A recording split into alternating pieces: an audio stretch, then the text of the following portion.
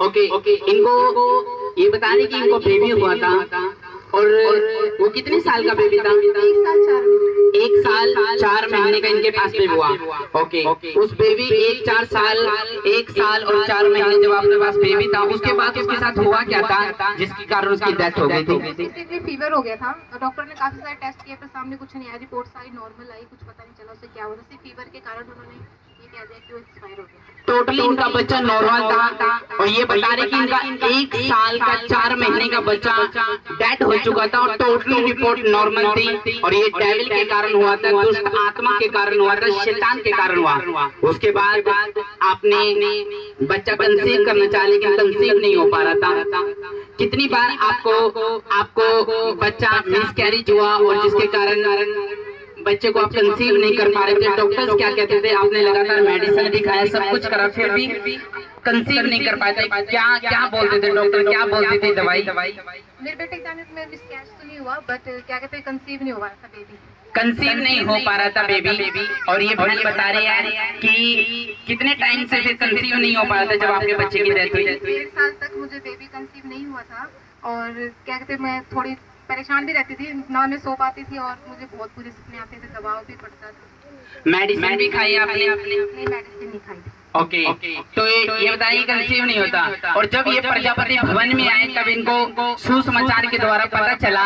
कैसे आपको इस चर्च के बारे में पता चला? हमारे रेंट के ऊपर ना रेंट पे सैम भैया रहते थे, वो आप सबके चर्च में आते थे जो गाने बजाने का काम करते थे। हाँ, बड़ा सरदू। उन्होंने तो उनके द्वारा इनको परमेश्वर के बारे में पता चला। ये बता थोड़ा कर रहे हैं उसको। तो ये बता रहे हैं कि जब इनको पता चला कि परमेश्वर की हजूरी, जो जीवित हजूरी है वो वहां पे लगती है, तो ये विश्वास से आए, फेथ से आए, ये अपनी फैमिली के साथ आए। ये विश्वास था इनका कि परमेश्वर जो है वो अनुग्रह करेगा। और ये बता रहे कि जब ये आए तो प्रजापति में ले हैंड हो रही थी। कितने लोग जानते ले हैंड हो रही थी? वो टाइम मुझे पता नहीं। जब ले हैंड हो रही थी तो ये वहीं पे करते। ले हैंड होने के बाद क्या हुआ सिस्टर आपके साथ? जब आपका बेबी की डेथ हो चुकी थी और आप बच्चा कंसीव करना चाहते लेकिन कंसीव हो नहीं पा रहा था, आपने बहुत कोशिश किया लेकिन फिर भी ये हो नहीं पा रहा था, लेकिन आपने बताया कि आप प्रजापति भवन में आए फैमिली के साथ, आपने ले हैंड कराई। ले हैंड के बाद क्या हुआ? जब पास्टर जी ले हैंड कर रहे थे, जो उन्होंने कहा मैंने उसे सुना अच्छे से और मैंने एक हाथ अपने पेट पे रखा और एक सिर पे, और मुझे पता तो था नहीं क्या करना था, बस मैंने उसे सुना और वैसे ही फॉलो किया। तो मुझे ऐसा लगा कि मुझे मतलब मेरे पेट पे किसी का हाथ आया, मुझे किसी ने भी छुआ और जब आपको लगा कि ले हैंड के बाद किसी ने मुझे छुआ, और ले हैंड के बाद क्या हुआ?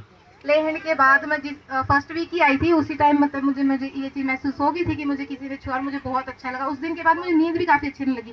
नवंबर में आई थी, 13 नवंबर को मैं, और दिसंबर में मैंने चेक किया और मुझे प्रेगनेंसी। ओह जीसस, तारीफ करें परमेश्वर की।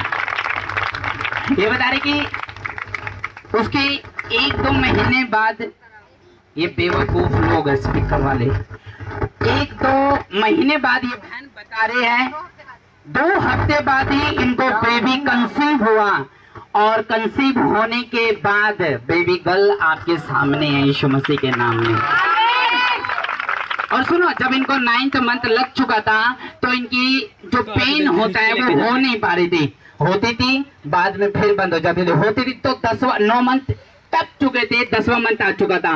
तो ये बहन बता रही है, ये फैमिली बता रही है कि जब इन्होंने ले हैंड दोबारा कराई तो क्योंकि उसकी जो फूड पाइप होती है, जो माँ के द्वारा बच्चा खाना खाता है, तो वो जो फूड पाइप होती है वो उसके बच्चे के गले में अटक चुकी थी। शैतान ने पूरी साजिश की कि मैं इस बच्चे को भी खत्म कर दूं। लेकिन ये बहन बता रहे हैं कि जब ले हैंड हुई, ले हैंड के बाद मेरी वाइफ ने और इन्होंने चेक किया, वो जो पेन हो नहीं रही थी, ले हैंड के बाद बच्चे ने पलटी खाई और 1 घंटे के बाद डिलीवरी यीशु मसीह के नाम में। 1 घंटे के बाद डिलीवरी थी। क्या हुआ था जब दोबारा ले हैंड करी? मुझे कम से कम 1 हफ्ते से पेन आ रहे थे और चले जा रहे थे। फिर मैंने पास्टर जी को बताया कि मुझे ऐसा हो रहा है।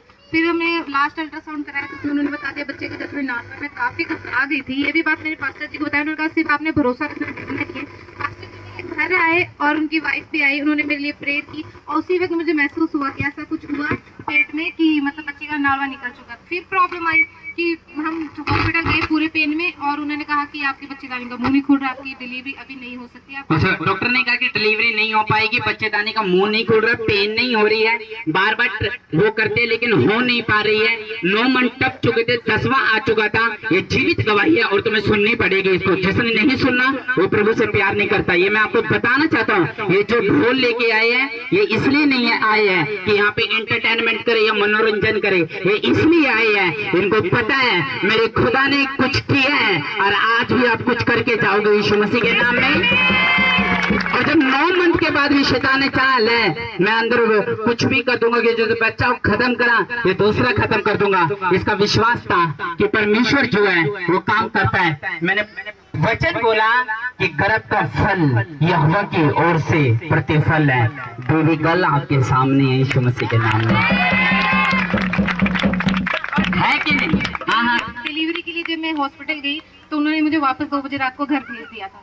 नेक्स्ट डे जब मैं पेन में वहाँ गई तो उन्होंने कहा कि परसों तुम्हारी डिलीवरी होगी, लेकिन पास्टर जी ने मुझसे प्रोफेटिक एक वर्ड दिया कि गर्भ का फल यहोवा की तरफ से और ये तेरा प्रतिफल है। और ये मैं सारा दिन रटती रही। जब मैं हॉस्पिटल गई तो पास्टर जी ने कहा कि आपने घबराना नहीं सिस्टर, मैं प्रेयर के लिए आपके लिए बैठा हूँ। उन्होंने कहा कि परसों की डिलीवरी और शाम को 5 बजे में फ्री हो चुकी थी।